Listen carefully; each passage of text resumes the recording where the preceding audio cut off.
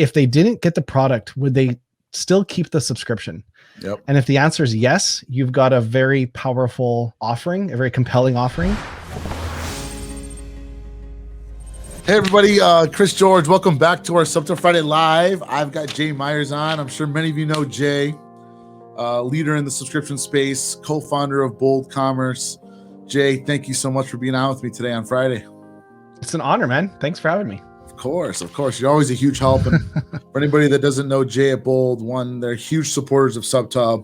They're doing amazing things in the subscription space, coming out with great reports around the industry, but also just continuously thinking of ways to innovate software to make this subscription business better for everybody and help all of us grow and drive revenue. So Jay, I thank you a ton again for being on. And I think there was some short notice here. So like, awesome for jumping on with me on this Friday.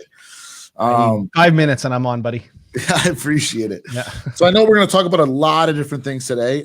Me and you could probably talk for like a half a day if we wanted to about a ton of different things. And we want to talk about scaling businesses, understanding certain metrics, how that can have an effect on your business.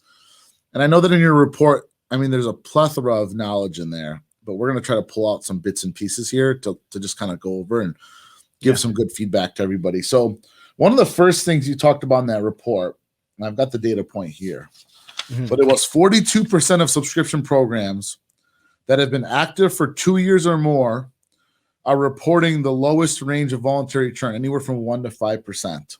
Yeah. Whereas 31% of subscriptions that were in business for less than 2 years, or no, had subscriptions active for less than 2 years, it was about a 10% difference, right? As to how many of them were at a 1% to 5% churn rate. Hope I said that right. Yeah, it's a weird. You did. It's a hard stat to read, but yeah.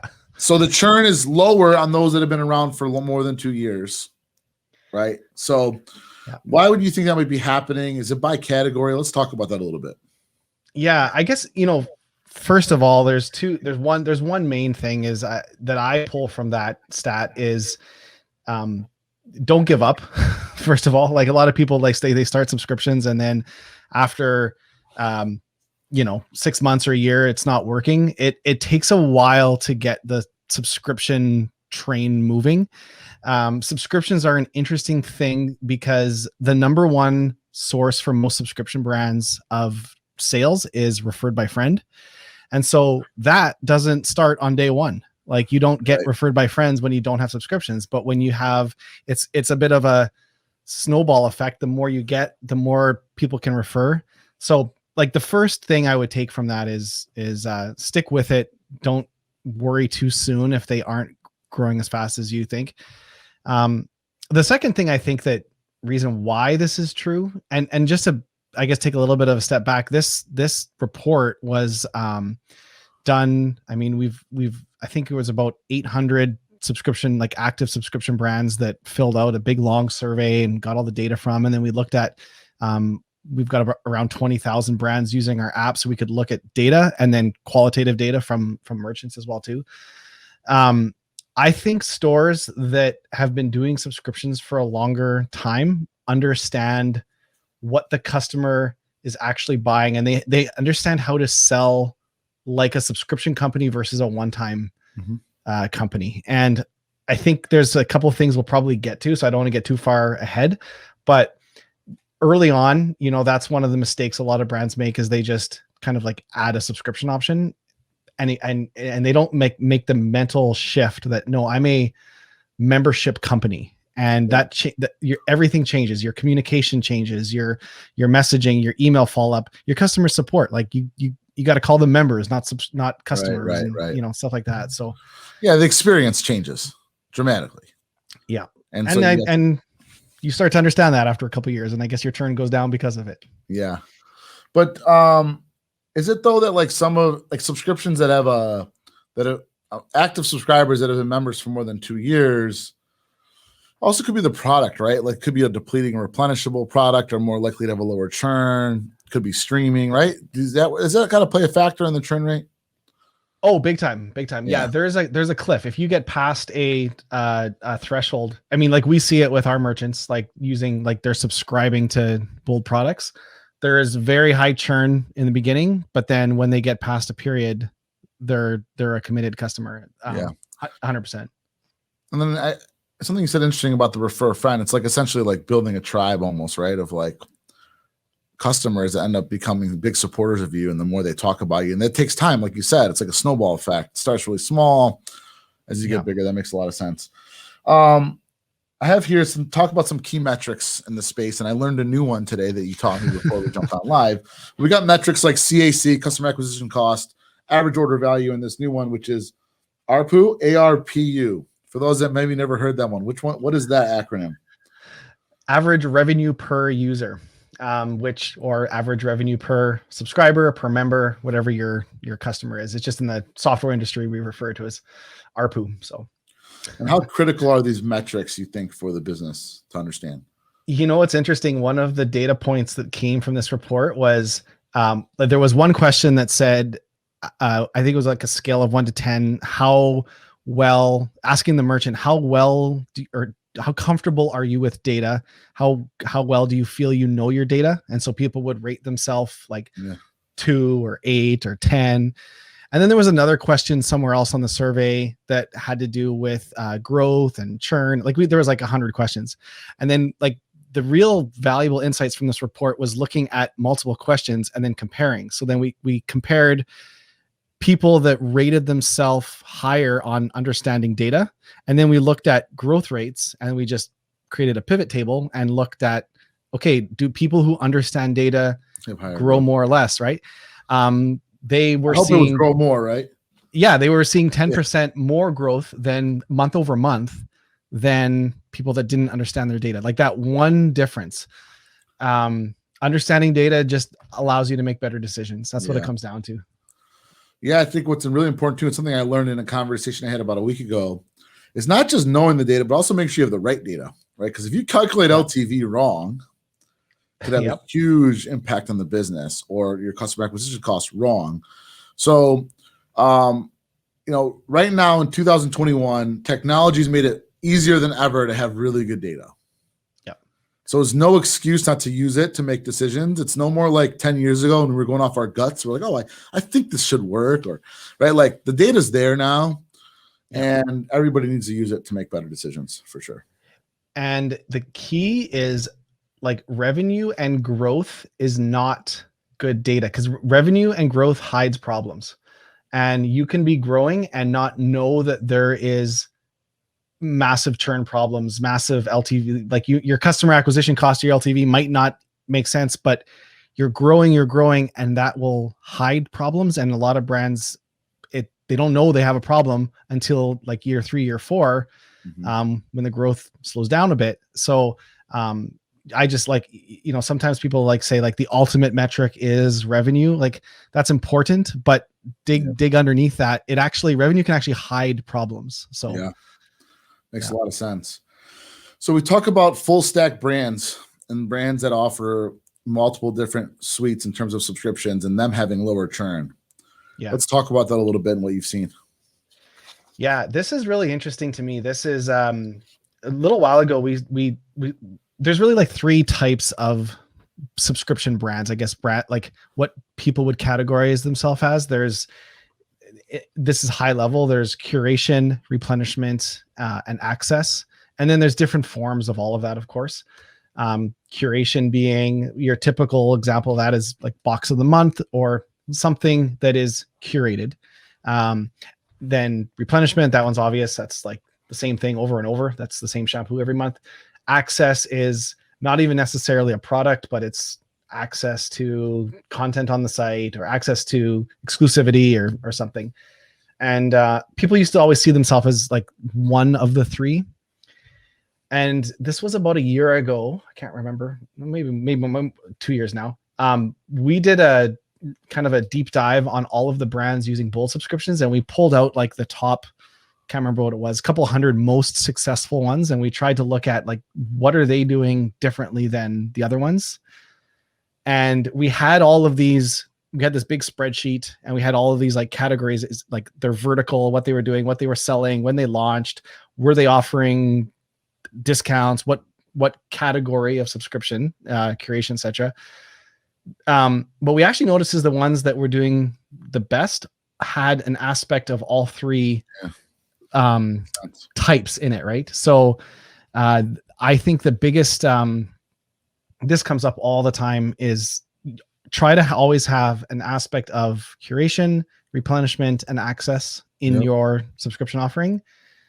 And if you do that, you're like in the top 10% of subscriptions, just right there. Because when you think about it, I would bet the curation has higher churn, but more profitability.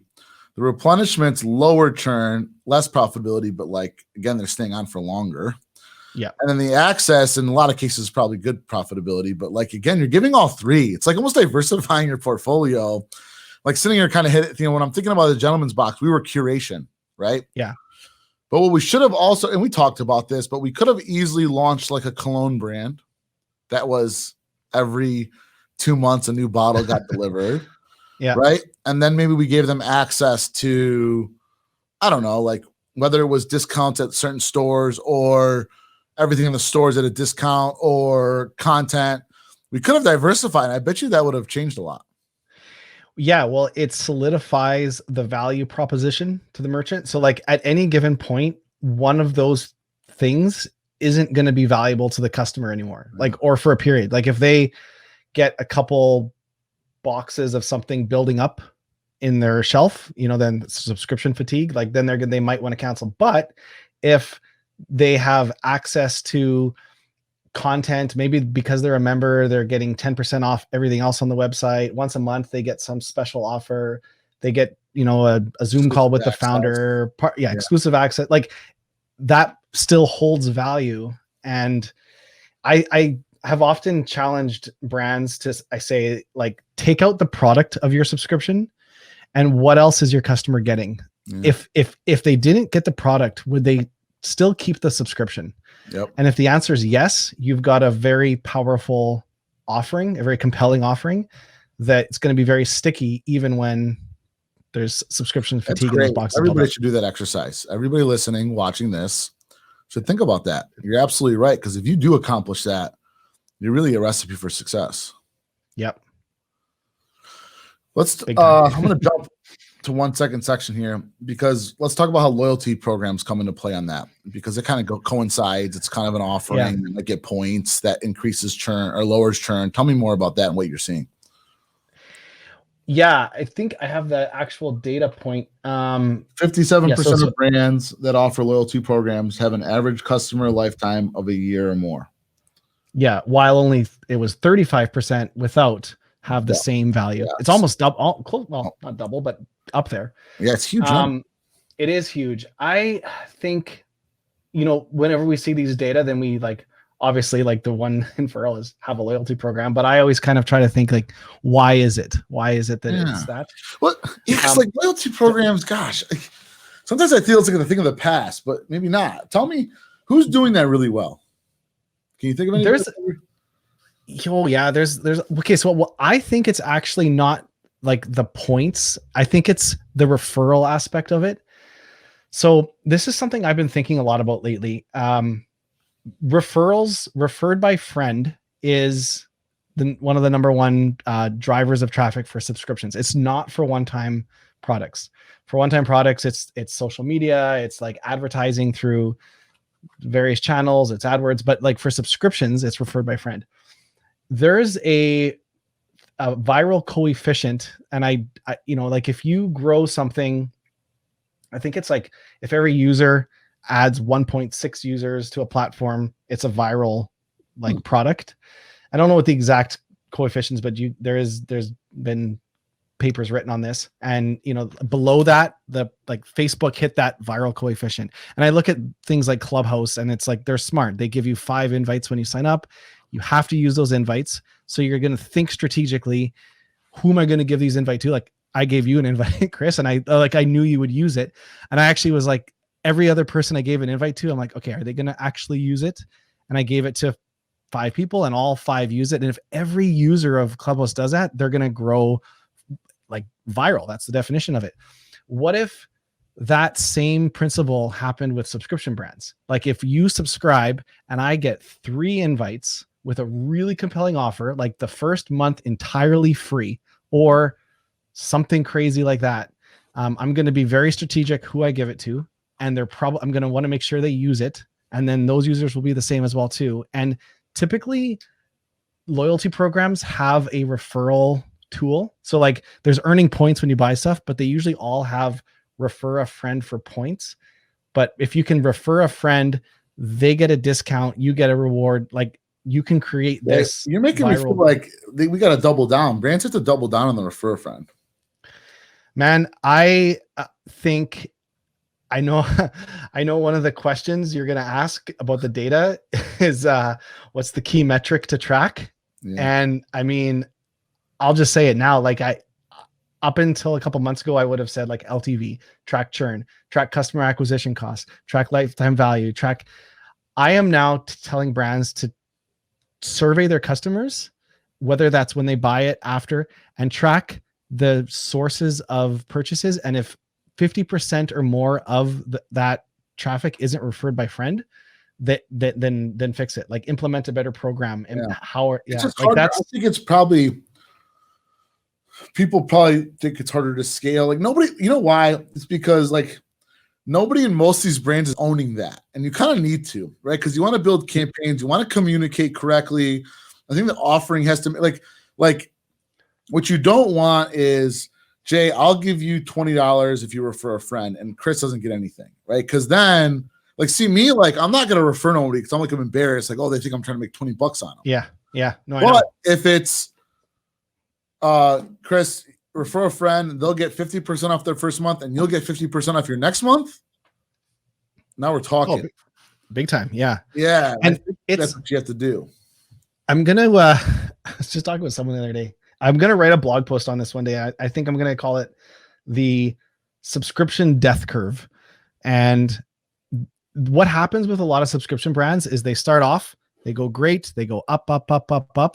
And then eventually they plateau. Like every subscription brand plateaus. And the reason why is if you're getting 100 subscribers a month and you have 10% churn, not horrible, whatever, 5%, doesn't matter. No matter what your churn is, you'll eventually get to a point where if you have 10,000 customers and you're churning 10%, you're adding 10%, and you're adding 10%, and you're adding 100, like you can't add any more. And if you're relying on your paid acquisition channels, you will get to a point where you can't grow. This happens with software, with SaaS. It's like super common. They call it the SaaS plateau. And it happens with e-commerce subscription businesses. And the only way to really break out of it, there's 2 ways to break out of it. One is your referred by friend referral channel has to be the number one. And if it is, you've got this self-fulfilling thing. So that has to be the main channel. You think it could become number one over paid media? It can't be number one. You think so? Why not? If you have a compelling, like if you think about what people are paying to acquire a customer on social, like they'll spend $50 per customer through an Instagram ad.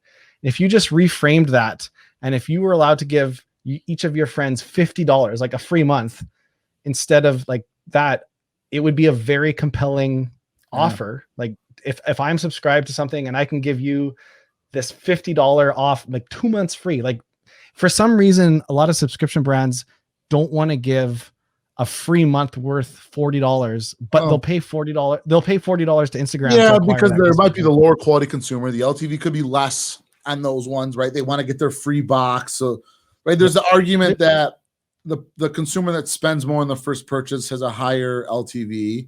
But I think you could probably be really smart about it. Like half off your first 3 months. Like you could probably get really strategic with it.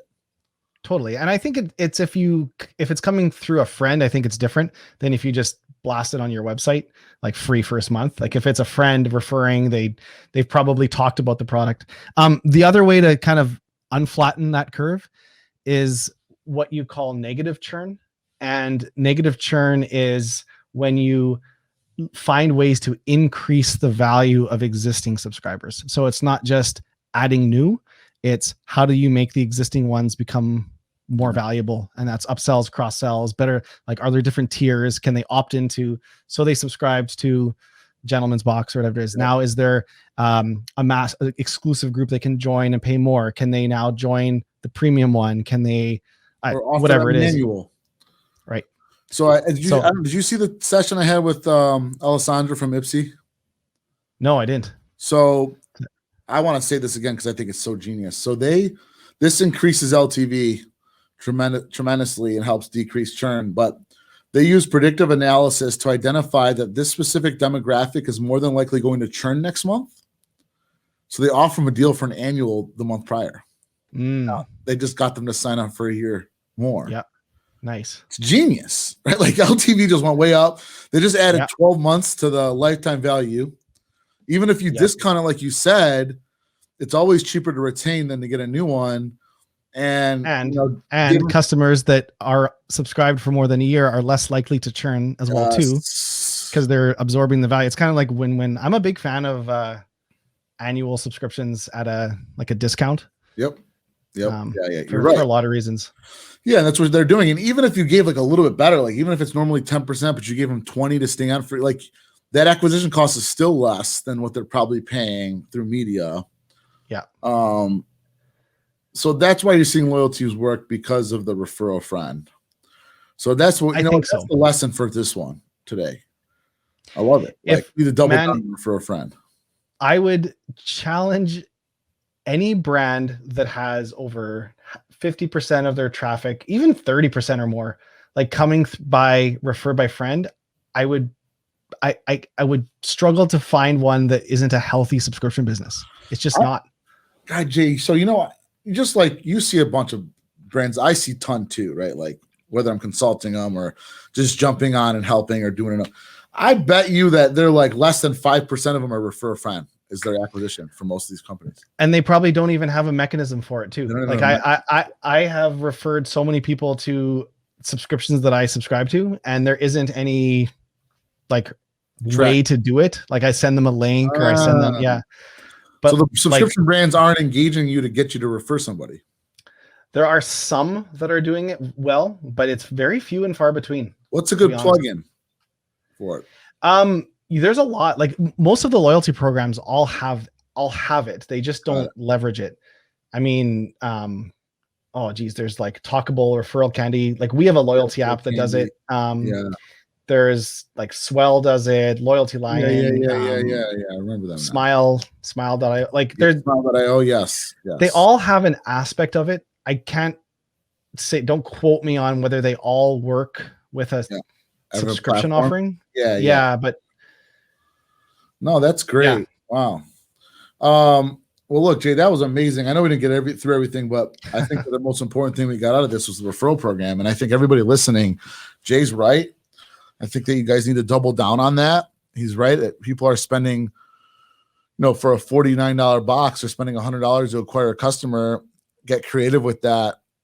Build a tribe. I think what goes along with it though is like you got to put out a really good product and experience, right? Otherwise, no one's referring. Oh, you know what too?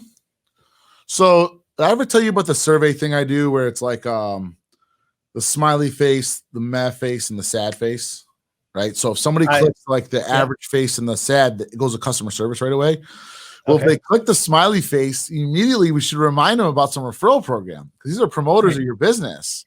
Yeah. Like, hey, did you know you get next month free if you refer a friend? Yeah. Totally. It's not hard to do. It's and it's actually, I mean, there's two segments of your customer base that you need to unlock.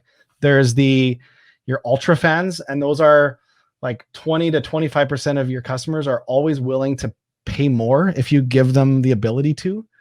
Like if I'm buying a mountain bike and if I'm not upsold, or if I'm the guy that will want to buy like every like accessory and clip on and back whatever, I'll buy the wagon to put my kid in. Yeah. And if I'm given that option. So actually Profitwell did a really cool case study the other day on Chipotle. They're like, the question was, should Chipotle offer a subscription?